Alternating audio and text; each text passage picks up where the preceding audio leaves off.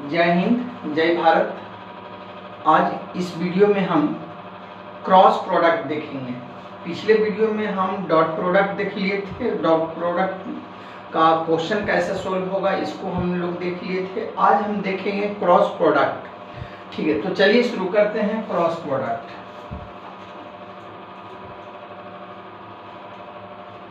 Cross product, cross product का दूसरा नाम है वेक्टर प्रोडक्ट। वेक्टर प्रोडक्ट और इसका तीसरा नाम है आउटर प्रोडक्ट।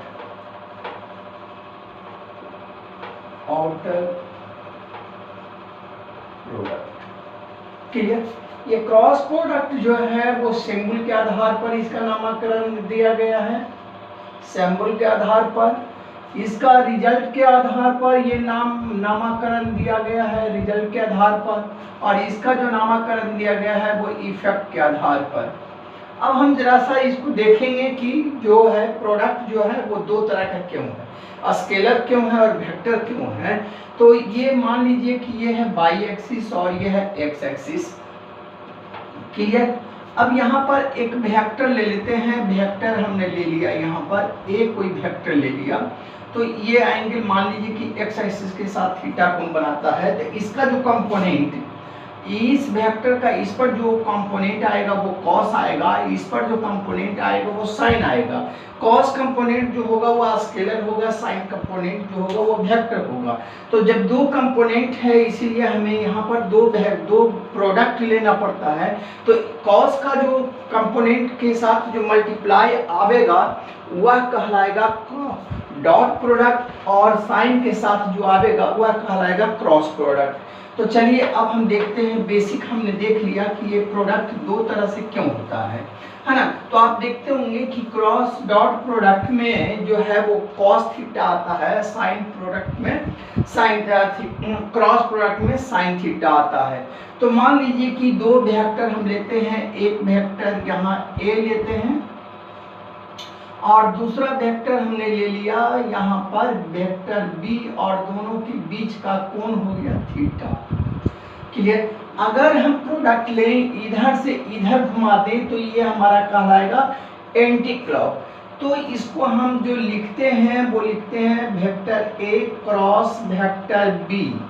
तो mod of A mod of B sine theta unit vector. चूंकि ए क्रॉस बी जो होगा इसका एक अपना डायरेक्शन होगा, तो ये भी मैग्नीट्यूड है, ये भी मैग्नीट्यूड है और ये भी मैग्नीट्यूड है। तो इसका मतलब है कि इसमें डायरेक्शन हमें देना होगा। यानी इसका जो ए क्रॉस बी जो आएगा वो इस लाइन पर आएगा, इस लाइन पर इसका इफेक्ट पड़ेगा और ये होगा ए क्रॉस बी, क्लियर। यहाँ पर एक चीज याद रखना है कि ए क्रॉस बी जो होगा वह ए पर भी परपेंडिकुलर होगा और बी पर भी परपेंडिकुलर होगा। क्योंकि ए क्रॉस बी जो है वह प्लेन पर परपेंडिकुलर होगा। तो इस बात को हमें ध्यान रखना है।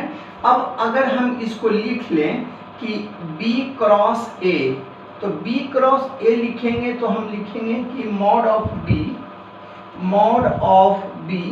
मॉड ऑफ ए, ये हो गया हमारा क्लॉकवाइज। तो इसको हम लिखेंगे minus sine theta unit vector A. तो ये हो जाएगा B cross A equals to mod of B mod of A और sine theta minus unit vector, clear. यहाँ से आप देख रहे हैं कि B क्रॉस A जो होगा इसका रिजल्ट नीचे की तरफ आएगा, यानी ये हो जाएगा B क्रॉस A। यहाँ पर एक चीज देख रहे हैं कि A क्रॉस B और B क्रॉस A के बीच का कोण जो बन रहा है वह 180 कोण बन रहा है। इसका मतलब है कि इसके जो इंपॉर्टेंट पॉइंट होंगे उसको हम जरा नोट करते हैं कि A cross B not equals to B cross A। Clear, A cross B और B क्रॉस A इक्वल नहीं होगा, क्योंकि A क्रॉस B जो है यहाँ से ऊपर की तरफ जाएगा और B क्रॉस A नीचे की तरफ जाएगा। क्लियर, लेकिन दोनों का मैग्नीट्यूड इक्वल होगा, यानी A cross B equals to B cross A, magnitude equal होगा, दोनों का जो वैल्यू होगा वो होगा A B साइन थीटा। ये मैग्नीट्यूड में, डायरेक्शन दोनों का बराबर नहीं होगा, लेकिन दोनों का मैग्नीट्यूड बराबर होगा। A mod of A cross B equals to mod of B cross A का जो वैल्यू होगा वो ए बी साइन थीटा होगा। इसका मतलब ये नहीं आप कह सकते हैं कि ए क्रॉस बी जो है बी क्रॉस ए दोनों बराबर होगा, ऐसा नहीं होगा, जबकि ए डॉट बी और बी डॉट ए दोनों बराबर होगा।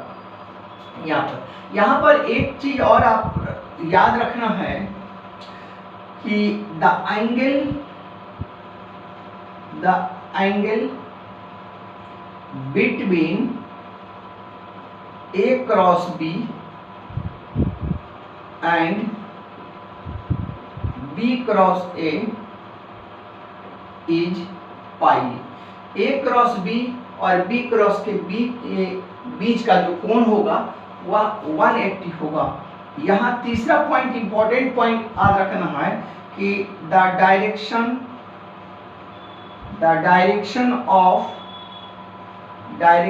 Of A cross B is perpendicular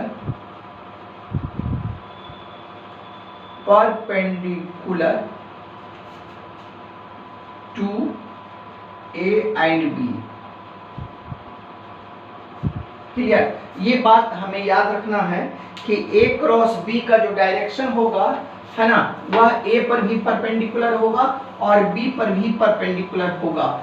यानी ये डायरेक्शन जो होगा A क्रॉस B का जो डायरेक्शन होगा वह A के साथ भी 90 डिग्री कोण बनाएगा और B के साथ भी 90 डिग्री का कोण बनाएगा।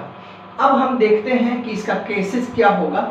अगर दोनों वेक्टर अगर पैरेलल हो जाए तब क्या होगा, और दोनों वेक्टर परपेंडिकुलर हो जाए तब क्या होगा, और दोनों वेक्टर 180 हो जाए यानी एक दूसरे के अपोजिट हो जाए तब क्या होगा। यानी इफ केस नंबर पहला यहाँ हम ले लेते हैं, केस नंबर पहला, if theta equals to 0 degree तो साइन 0 0 होता है, साइन 0 0 होगा। क्लियर, यानी A cross B equals to 0 हो जाएगा। यानी दो वेक्टर अगर एक दूसरे के पैरेलल होगा, यानी दोनों वेक्टर अगर एक ही एक्सिस पर होगा है ना, तो उसका क्रॉस प्रोडक्ट का कोई रिजल्ट नहीं आएगा, जबकि डॉट प्रोडक्ट में वह वैल्यू मैक्सिमम हो जाएगा जो कि cos 0 इक्वल्स टू 1 होता है। क्लियर, दूसरा केसेज आप देखें कि if theta equals to 90 degree तो साइन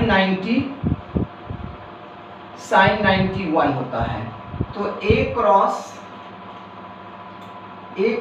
B इक्वल्स टू होगा मॉड ऑफ A और मॉड ऑफ B इंटू 1 और यूनिट वेक्टर।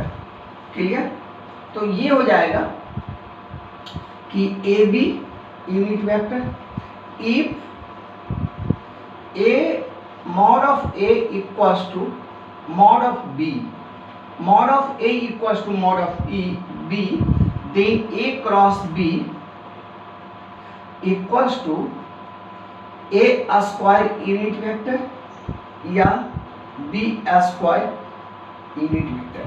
यहाँ पर ये आप देख रहे हैं कि A का वैल्यू मान लीजिए हम मान लेते हैं 2 unit, 4 unit, 10 unit, 15 unit, 2 Newton, 4 Newton, 15 Newton, जब समथिंग कुछ भी मान ले तो उसका स्क्वायर जो होगा वह क्रॉस प्रोडक्ट नहीं होगा, है ना। यानी स्क्वायर जो होगा, डिजिट का जो स्क्वायर होगा या नंबर का जो स्क्वायर होगा वह स्केलर होगा, वह डॉट प्रोडक्ट होगा, क्योंकि ये नंबर तो स्क्वायर में आया है लेकिन यहाँ साथ में डायरेक्शन भी रहेगा, इसलिए है ना डिजिट का स्क्वायर जो होगा वह डॉट प्रोडक्ट होगा, डिजिट का स्क्वायर जो है वह क्रॉस प्रोडक्ट नहीं होगा। इस चीज को आप याद रखेंगे। केस नंबर तीसरा देखिए कि थीटा को अगर हम कर दें 180, केस नंबर तीसरा थीटा इक्वल्स टू 180, तब ये हो जाएगा साइन 180 इक्वल्स टू 0, यानी a cross b equals to 0। इसका मतलब है कि a क्रॉस b का रिजल्ट जो होगा वह 180 से कम और 0 से ज़्यादा होगा, तभी वो a क्रॉस b का रिजल्ट आपको मिल पाएगा, अदरवाइज वो रिजल्ट आपको नहीं मिलेगा। चलिए अब हम देखते हैं कि यूनिट वेक्टर के साथ जो है वह क्रॉस प्रोडक्ट क्या रिश्ता रखता है। ठीक है, क्रॉस प्रोडक्ट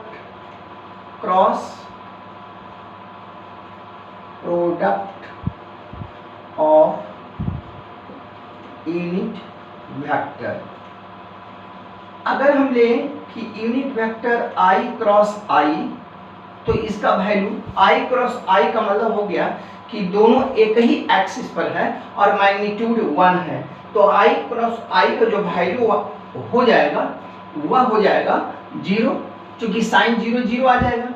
और i सिमिलरली अगर इसी तरह हम कह दें कि j cross j, clear, equals to k cross k equals to 0, i cross j, आप यहाँ पर ध्यान दीजिएगा i क्रॉस j जो होगा वह एंटी क्लॉक में होगा, क्लॉकवाइज नहीं होगा। क्लियर, इसको हम देख लेते हैं। ये हमारा बाई एक्सिस है, ये हमारा एक्स एक्सिस है और ये हमारा जेड एक्सिस है। तो ये एक्स हो गया, ये बाई हो गया और ये जेड हो गया। इस पर यूनिट वेक्टर जो हो गया वो आई कैप हो गया, इस पर यूनिट वेक्टर जे कैप हो गया और इस पर यूनिट वेक्टर के कैप हो गया। तो आई क्रॉस जे आप लेते हैं तो यह एंटी क्लॉक लेते हैं, तो एंटी क्लॉक जब आप लेंगे तो mod of I cap mod of J cap sine 90 unit vector. Clear, इसका भी वैल्यू 1 हो गया, इसका भी वैल्यू 1 हो गया, इसका भी वैल्यू 1 हो गया और ये हो गया यूनिट वेक्टर। हम प्रॉपर्टीज के अनुसार कह सकते हैं कि the direction of I cross J, the direction of I cross J is the perpendicular to the I and J. Clear, यानी आई क्रॉस जे का डायरेक्शन जो होगा वह आई पर भी परपेंडिकुलर होगा और जे पर भी परपेंडिकुलर होगा। इसका मतलब है कि जेड के साथ पैरेलल होगा, है ना। तो जेड के साथ पैरेलल होगा तो हम लिख सकते हैं यहाँ पर यूनिट वेक्टर एन जो वैल्यू होगा वह के बराबर होगा। क्लियर, तब इसको लिखा जा सकता है कि unit vector I cross unit vector J equals to unit vector K. अब इसी तरह हम सिमिलरली सबको लिख सकते हैं। इसको अगर हम पलट दें, अगर हम कह दें कि जे क्रॉस आई, क्लियर, तो ये हो जाएगा माइनस के, ये हो गया एंटी क्लॉक और ये हो गया क्लॉकवाइज। तो क्लॉकवाइज जो होगा वह माइनस में आ जाएगा, एंटी क्लॉक जो आएगा वह पॉजिटिव में, वह प्लस में आ जाएगा। इसी तरह अगर हम सिमिलरली अगर कह दें कि J cross K equals to I and K cross J equals to minus I, चूंकि क्लॉकवाइज हो गया, K cross I equals to J and I cross K equals to minus J. इसको अगर इस फिगर में हम याद रखें तो हम इसको इस तरह हम दे सकते हैं कि ये हो गया एक सर्किल और एक सर्किल ये हो गया। ठीक है, अगर इस सर्किल को हम एंटी क्लॉक घुमा दें, ठीक है, तो ये हमारा पॉजिटिव हो जाएगा, तो ये भी हमारा पॉजिटिव हो जाएगा और ये हमारा पॉजिटिव हो जाएगा। अगर इसको हम क्लॉकवाइज घुमा दें तो ये हमारा वैल्यू जो आ जाएगा वो नेगेटिव आ जाएगा, और ये वैल्यू जो आ जाएगा वो नेगेटिव आ जाएगा, ये भी वैल्यू जो आएगा वो नेगेटिव आएगा। यानी इस आधार पर हम इसको याद रख सकते हैं कि I क्रॉस J है ना, K पॉजिटिव होगा, J cross K I positive होगा, और K cross I J positive होगा अगर एंटी क्लॉक चलाते हैं तो, और क्लॉक वाइज करते हैं तो नेगेटिव होगा। ये हमारा प्रॉपर थ्योरी था क्रॉस प्रोडक्ट का। अब क्रॉस प्रोडक्ट का गुना कैसे होगा और क्रॉस प्रोडक्ट की अपनी कैरेक्टर क्या होगी, है ना, इसको हम नेक्स्ट वीडियो में लेकर आएंगे। इसलिए छोटा छोटा वीडियो दे रहे हैं, है ना, ताकि अगर हम उसको देंगे तो वह बहुत बड़ा वीडियो हो जाएगा। इसलिए इसको यहीं पर हम रोकते हैं। मेरी वीडियो को आप देखते रहें, मेरे चैनल को सब्सक्राइब करें और साथ ही साथ शेयर करें, ताकि उन बच्चे को मदद मिल सके जो पढ़ने में, जो फी देने में असक्षम हैं। धन्यवाद। जय हिंद, जय भारत।